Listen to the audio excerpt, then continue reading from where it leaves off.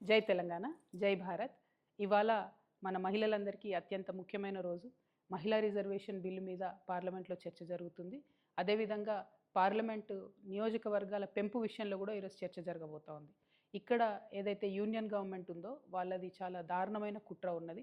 మహిళలకు సంబంధించి 33% reservation already పెంచినప్పటికీ దాన్ని ఇప్పుడు పార్లమెంటు నియోజకవర్గాల పెంపు డీలిమిటేషన్తో లింక్ చేయడం జరుగుతూ ఉంది. వాస్తవానికి రెండు కూడా సపరేట్ అంశాలు.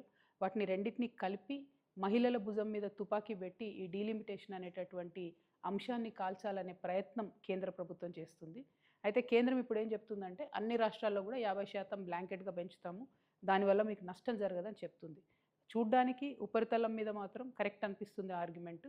కానీ రేపు పొద్దున తెలంగాణలో పెరిగిన సీట్లతోని ఏ బీహార్లోనో ఉత్తరప్రదేశ్లోనో రాజస్థాన్లో పెరిగిన సీట్లతో కంపేర్ చేసుకున్నప్పుడు మన పాత్ర అనేటటువంటిది రాజకీయంగా చాలా తగ్గుతుంది పార్లమెంట్లో.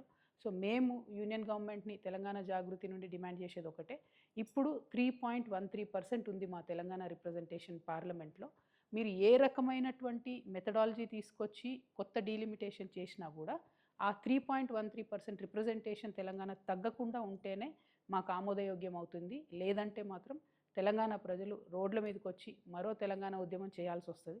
ఎందుకంటే ఇప్పటికే కేంద్రం నుంచి మాకు రావాల్సిన ఏ నిధులు కూడా రావడం లేదు, ఏ ప్రత్యేక ప్రాజెక్టులు రావడం లేదు, ఏ నీటి ప్రాజెక్టులకు ప్రత్యేక హోదా రావడం లేదు. కాబట్టి పార్లమెంట్లో మన పాత్ర ఉండడం చాలా ముఖ్యం.